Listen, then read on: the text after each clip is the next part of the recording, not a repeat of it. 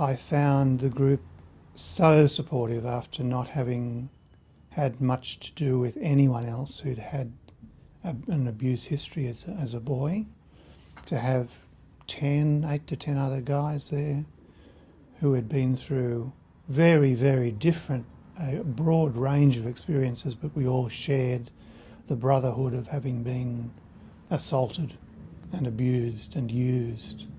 I went along to the 8-week group, and the first week I was really scared. I just sort of got there and there was a bit of a crowd and went in, and it wasn't too long before I felt quite relaxed and comfortable, and we each talked. Each person in the circle talked and told our story, and I very quickly felt, geez, that's my story, my goodness. And that was such a good feeling, that someone else is feeling the same as me. The first thing in the groups is to just get you talking, because that's the most important thing, is to loosen your tongue, which has been tied up for 35 or more years in some cases, and you just need to get talking. And so that was the way I experienced the first week of the 8, was everyone was kind of talking and no one really cared what they said. That's the impression I had. And it was only after that, where you go home after the first week and you think, oh, this is all right, then I'll be able to do that. I can let go of these secrets. It's not a problem talking to other people. It was just kind of a loosener that first week. That's the way I saw it. I know you read things in papers and other publications that survivors have so many similarities. When you're in a one-to-one counselling situation, I found that you sort of know that's true, but you don't accept it.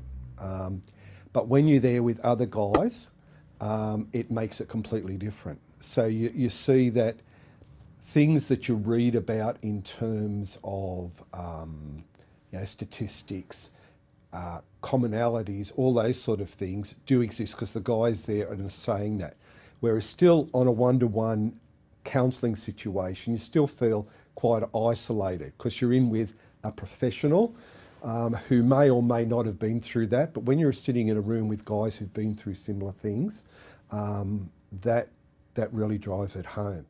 The facilitators knew what they were doing. They sat back and they listened to what the victims had to say. Actually, they let it roll and were very good. If there was something that was going to trigger someone else, they were quickly onto it, and they would just say, can we just step past that? I was probably the oldest guy in the group, and I'm not conscious of being old, and I don't really look at people's ages, but I was aware that there was a range of ages, and that was obvious to me because of the range of experiences that the men talked about. And I liked that because there were men from manual work backgrounds and men from office work and men from professional backgrounds, and there was a range of people. But I felt the sense of that there was a similarity there. So what I saw was the sameness rather than the differences.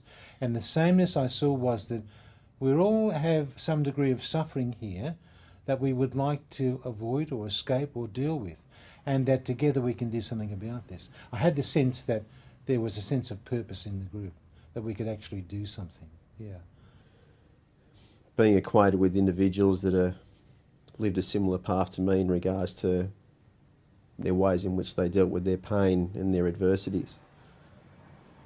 To come with a group of individuals who are in the same boat as me, who didn't even know each other, and who are now in a position to confront not only themselves, but to be in an environment where they were seeing other individuals doing it themselves,